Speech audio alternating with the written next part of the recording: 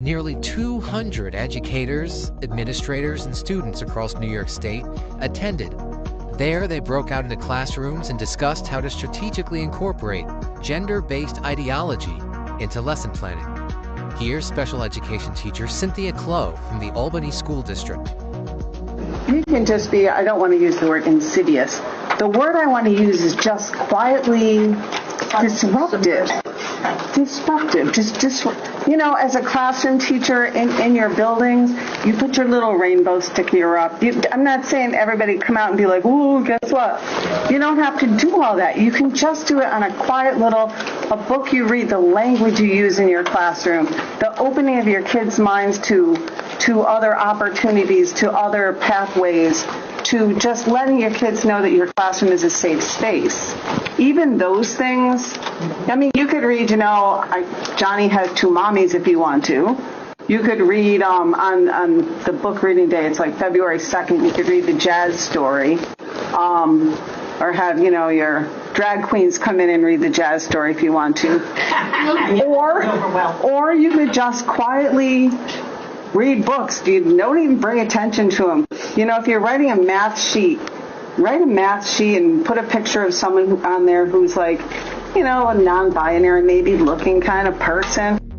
That's Michael Smith, a world languages teacher of Long Island, one of Assistant Superintendent David Casamento's teachers who works in the East Meadow School District. If I decide to come in with makeup and bigger shoulder pads, am I really doing drag?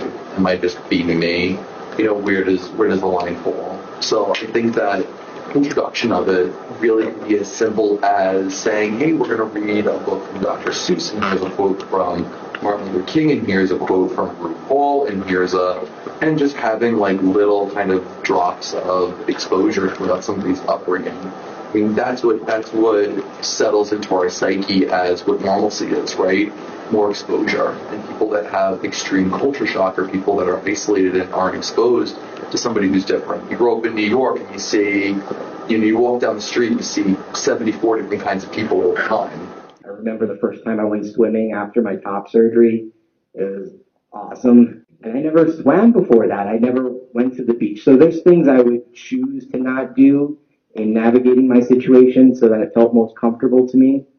And I was working very physical jobs at that time. I spent about 6 years saving up for my top surgery because it wasn't covered by health insurance back then, and binding and working physical jobs, saving money, traveling for surgery. I traveled to San Francisco, and there were a lot of barriers at the time, which is why I'm so grateful with Northwell Health and the development of health systems on Long Island. It's so encouraging to see the change that we're kind of in the middle of that change. We're in that period of history where things are progressing. And so one of the courses that I was teaching was reaching out to our gay and transgender students. And these kids just coming up to me, like, I just want to share with you that I identify as trans, and I really prefer this, but please don't tell home. And they're like, I didn't realize how many kids were like this. So those are like the subtle things that I think make the ripples that make waves. That class, because that was the class that I was like, let's watch some drag, let's talk about it, let's have fun. But the people that do teach, it's great. It's Teacher Education Institute, and they have reaching out to our gay and transgender students. It's affordable. Pretty normal hormone blockers as well. So if somebody's really ambivalent about their identity and where they are and kind of growing up, there's a lot of opportunity for kids that have to go on hormone blockers, which would sort of pauses their development so that they have time for them to maybe have a few extra years to kind of think about where they want to go. Because the longer that you go through adolescence and puberty, the less you can do if that child really does identify as transgender and wants to be able to go a different avenue.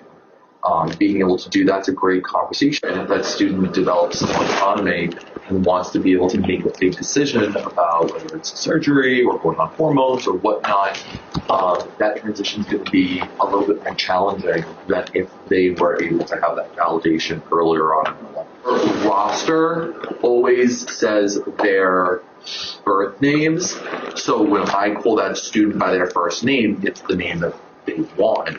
But if I have to call home, I have to use she, her pronouns and use that student's assigned name. So, and did this student bring up blockers to you? Oh yeah.